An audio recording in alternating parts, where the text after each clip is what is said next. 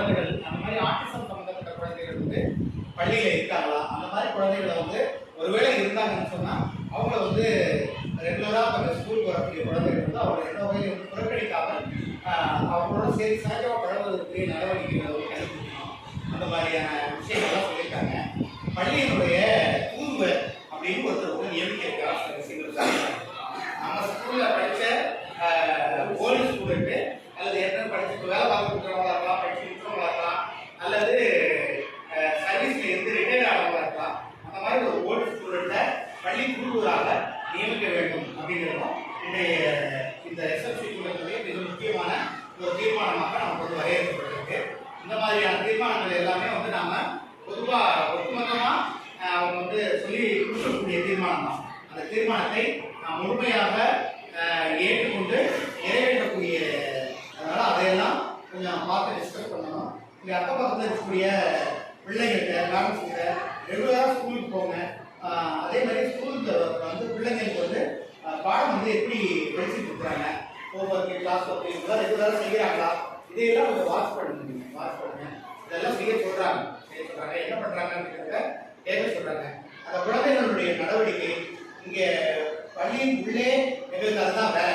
நான் பார்த்துட்டே இருக்கோம். வெளியில் போகக்கூடிய குழந்தைகளுடைய நடவடிக்கைகளில் பஸ்ஸில் போகிறப்ப, சைக்கிள்லையோ வண்டியிலையோ வரும்பொழுது அவங்கெல்லாம் எப்படி இருக்கிறாங்க, அதையெல்லாம் வந்து கொஞ்சம் பார்த்து ஒரு தகவலை வந்து வச்சுருங்க. கண்டிப்பாக டீச்சர்ஸ்க்கு ஒரு தலைமை ஆசிரியருக்கோ ஏதாவது ஒரு தகவல், இது வித்தியாசமான ஒரு நியூஸ் ஏதாவது ஸ்டூடெண்ட்ஸ் பற்றி இருந்ததுன்னா யோசிக்காம தகவல் என்கிட்ட சொல்லுங்க. அப்போதான் வந்து அனலைஸ் பண்ணி என்ன பண்ணணும். இந்த சார்லாம் இருக்காரு அப்படின்னா பையன் அன்டைம்ல ஒரு 2 பேரும் இங்கே வந்து பையன் வெளியே இருக்கிறான், கடையில் ஏதாவது இருக்கிறான் அப்படின்னு சொன்னால் அந்த கடைக்கு கூட ஏதாவது போயிருப்பான், 10 நிமிஷம் வாங்கிட்டு போயிருப்பான். ஆனால் டக்குனு உடனே ஃபோன் பண்ணிடுவார், எதுக்காக ஸ்டூடெண்ட்ஸ் வெளியில் இருக்கிறாங்க அப்படிங்கிறத கேட்டுருவாங்க. அதனால எங்களுக்கு ஊருக்குள்ள இருக்கிறது அதுவும் ஒரு பெரிய அட்வான்டேஜாக இருக்குது. அதனால இந்த மாதிரி குழந்தைகள்ட்ட இருந்து நாம கொஞ்சம் கவனமாக அந்த குழந்தைகளை வந்து பார்க்க வேண்டியது இருக்கு.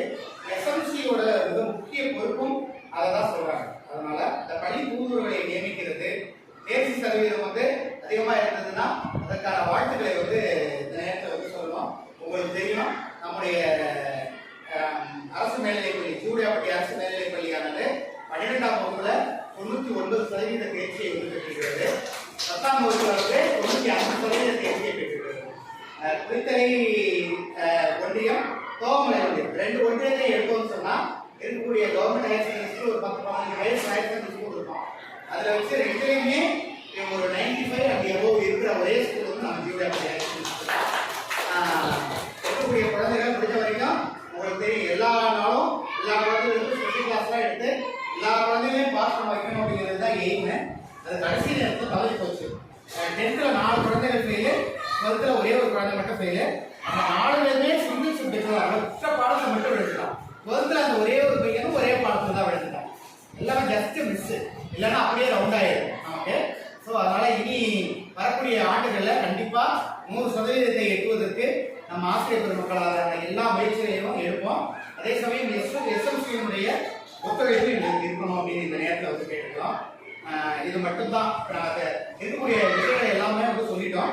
அதை வந்து தீர்மானமாக சார் நோட்ஸை எழுதியிருக்காரு, அதை மட்டும் பார்த்துட்டு நீங்கள் வந்து சைன் பண்ணிட்டீங்க.